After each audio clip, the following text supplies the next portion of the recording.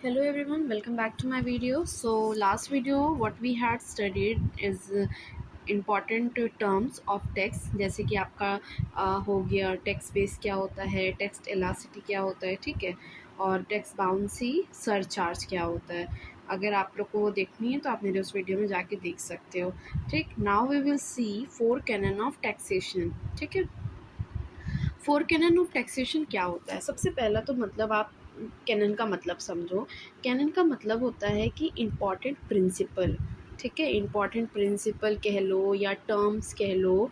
इसका मतलब ये होता है जो टेक्स्ट कलेक्ट करेंगे उसके बेसिक क्या है, प्रिंसिपल क्या है, या कौन से टर्म उस पर अप्लाई होंगे जिस पे आप टेक्स्ट कलेक्ट कर सकते हो। तो अकॉर्डिंग टू एडम स्मिथ इन्होंने चार वो दिए थे, कैनन दिए थे, जहाँ पे कहा गया है कि बाद में इकोनॉमिस्ट ने और भी ऐड किया था, पर ये फोर इम्पॉर्टेंट कैनन हैं जो सबसे पहले आए थे। कैनन्स की जगह हम लोग प्रिंसिपल बोल देंगे तो कोई गलत चीज़ नहीं है। ठीक है, तो अगर हम लोग फोर बेसिक प्रिंसिपल देखें ऑफ टैक्स का, तो सबसे पहले कैनन ऑफ इक्वालिटी मतलब इक्विटी। यहाँ पे जो टैक्स इम्पोज हो रहा है वो पर्सन की एबिलिटी पे होगा, कितना वो पे कर सकता है। ठीक है, सबसे पहला प्रिंसिपल है।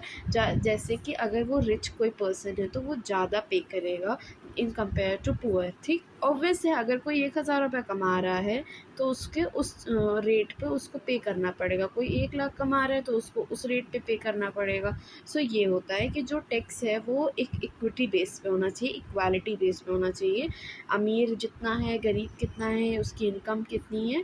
Okay, now canon of certainty. Canon of certainty का मतलब क्या होता है? A tax payer should know how much the tax when and what in form पे करना है। ठीक है, प्रिवेंट करता है करप्शन, मिसयूज। देखो, जैसे कि हम सबको पता है कि जो ये टैक्स पीरियड होता है, असेसमेंट पीरियड भी इसको कहते हैं, ये 1 अप्रैल से स्टार्ट होता है और ख़त्म कब होता है? 31 मार्च पे।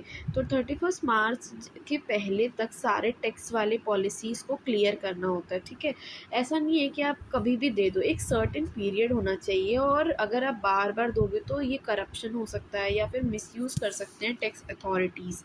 ठीक है, एक सर्टेनिटी होनी चाहिए कि आप कितना दे रहे हो और क्या दे रहे हो, किस फॉर्म में दे रहे हो। ठीक है, इन शॉर्ट सर्टेनिटी का मतलब एक फिक्स चीज़ें होनी चाहिए, एक प्रॉपर क्राइटेरिया होना चाहिए, एक टाइम पीरियड होना चाहिए, एक सर्टेन वे में होना चाहिए। Right, now canon of convenience. The time and method of tax collection should be convenient to the tax payer.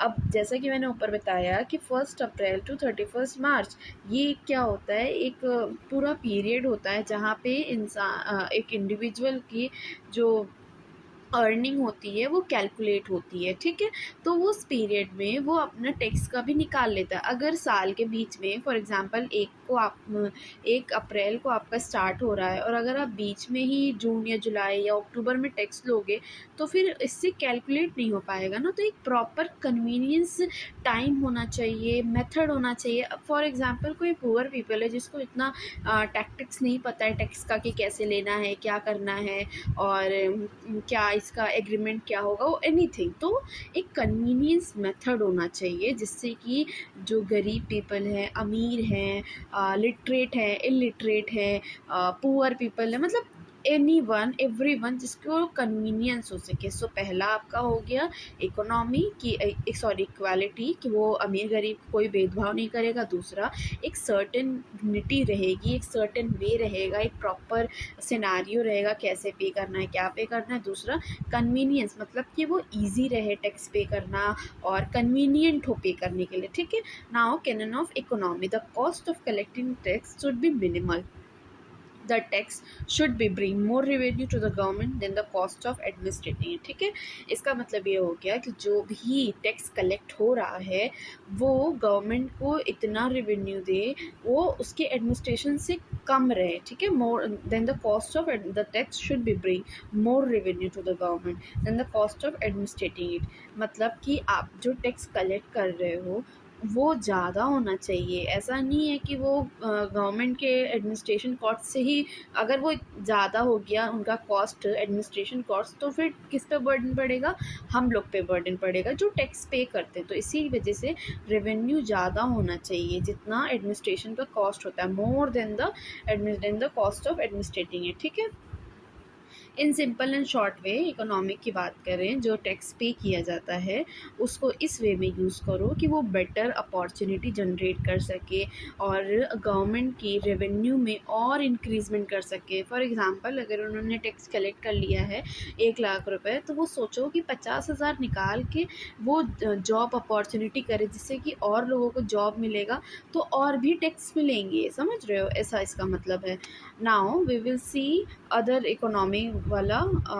जब एडम स्मिथ ने 4 दे दिया था, ये 4 तो मेन है, एग्ज़ाम में यही बेसिकली पूछते हैं। अब आगे का देखो तो कैनन ऑफ प्रोडक्टिविटी, मतलब वही है कि जो टैक्स है वो सफिशिएंट होना चाहिए कि गवर्नमेंट के पास, कि वो उसको उसमें से कुछ प्रोडक्टिविटी निकाल सके, उसका कुछ यूज़ कर सके, ठीक है। अगर वो उतनी सफिशिएंट उनको टैक्स मिल गया जिसमें वो रोड, लाइटिंग वगैरह सब बनवा सकते हैं, तो यही है प्रोडक्टिविटी, उसमें से कुछ अच्छा निकाल के काम किया जा सकता है। इतना सफिशिएंट रेवेन्यू गवर्नमेंट के पास होना चाहिए। और tax of elasticity, a tax system should be flexible to adjust economic need and work, ठीक है। इसका मतलब ये है कि एक फ्लेक्सिबल होना चाहिए ताकि हर एक सिचुएशन में डील करा जा सके।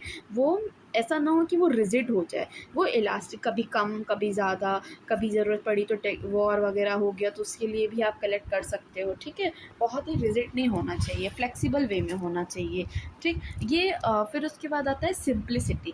जो टैक्स है उसको सिंपल होना चाहिए। अगर बहुत ही मतलब मेथड होंगे और बहुत सारी लॉट ऑफ स्टेजेस होंगे जहाँ पे कोई इलिटरेट पीपल है या कोई गांव का है जिसको पढ़ा लिखा नहीं है, मतलब, तो वो कैसे करेगा? तो टैक्स की जो प्रोसेस है वो सिंपल और इजी होनी चाहिए ताकि कोई भी जो अननोन ऑफ दैट फील्ड वो उसको समझ सके, ठीक है। अब जैसे लॉ है तो ज़रूरी नहीं है कि सिर्फ उसको कोई भी लॉ बच्चा ही समझे, हालांकि समझ पढ़ते तो वही हैं, बट एक होता है ना कि अगर मैं मर्डर करूँगा तो मुझे ये सज़ा होगी, इतनी नॉलेज बेसिक सिंपल वे में।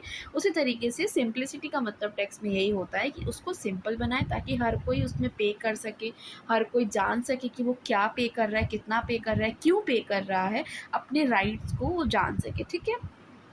Now, canon of diversity. The government should collect the revenue from multiple sources, not just one tax. ठीक है।